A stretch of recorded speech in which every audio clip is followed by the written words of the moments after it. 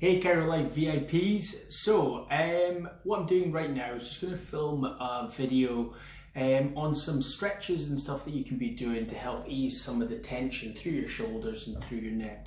Catherine asked me to do it, so I'm here and I'm going to do it. So first of all, I just want to talk about why we get these problems. And when we are sitting at our desk, we tend to start off pretty well, but then over the course of time our head comes forward, our shoulders get rounded, and we get into this position and we're concentrating on what we're doing with regards to our work, and an hour or two or even three pass, and over that period of time we're so focused on what we're doing that our shoulders start coming up, holding this tension through here. And after that, for a long period of time, we end up getting these tension patterns through our shoulders, and it's really common for us to see it every day in the office. So the first thing I would say is there's not really a posture that you should be sitting at. Personally, I don't believe in any of these desk assessments because actually the research doesn't show that they reduce any of these neck problems, headaches, or speed up the return to work. You could be sitting in that same position, but if you're sitting there, gravity doesn't care. It's still acting down on your body, tissues are going to fatigue, and you're going to still end up with these problems. The reason for this problem is a lack of movement. So the best thing is for you to be moving. Now obviously we can't do that while we're working, but we could set an alarm to go off, and every 20 or 30 minutes get up, get some movement, stretch out, and then we could get back to it. So a few stretches that you can do while you're sitting at your desk, and basically just get some mobility through your neck. Now you've got three different directions, okay? So you've got forwards and backwards movement. So this linear movement that you can go through just to kind of stretch things off. Now when you come forward, you can even pull on the head and just kind of stretch it a little bit more, okay? Now keep it in a linear movement. Again, when you're going side to side, you can be going from side to side this way. And you can do each of these nice and slowly, just to the end range. Do it 10 or 20 times. And then the other one, the third one, is rotations. Turning complete round from side to side, okay? For me, I don't like this movement where we're going in circles, because I feel that it's one of these things that can increase the likelihood of injuring or straining a facet in your neck. So I would normally recommend people avoid that, especially if you've got some neck issues. Just keep the movements forwards, backwards, side to side, and rotation. Now there's a couple of stretches you can do that are going to stretch out your upper traps and the levator scapula.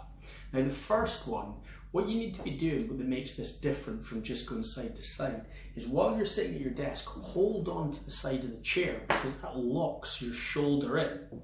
Now the first one is look to the opposite side, tip the head forward and bring it.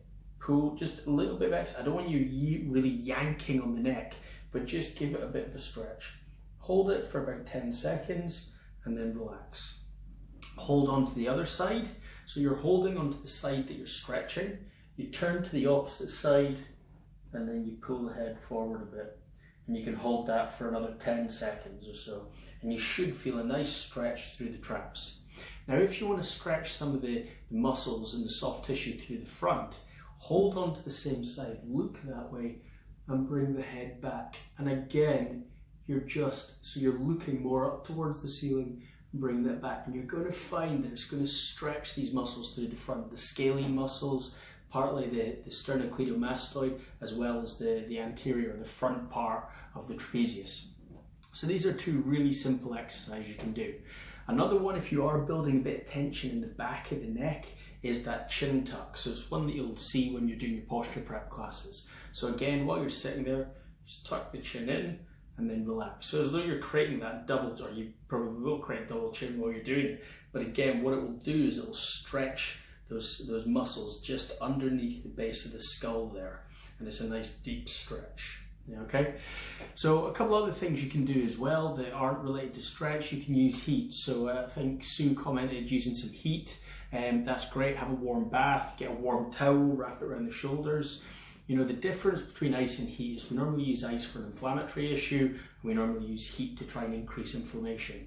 Now where we have tight muscles, it's normally going to be, the heat is going to help just improve the blood supply to the muscle and help relax that. So of course use some heat there. Again, if you wish, you can even try and get in and even just massage. You might feel some lumps or some tender points. Just gently trying to work those out is certainly going to help as well. Obviously, none of this is going to, be better than actually coming in and getting an adjustment where we're going to be specifically targeting your nervous system, or coming in for a massage where we're really having someone focus solely on breaking down those tension patterns within the muscle.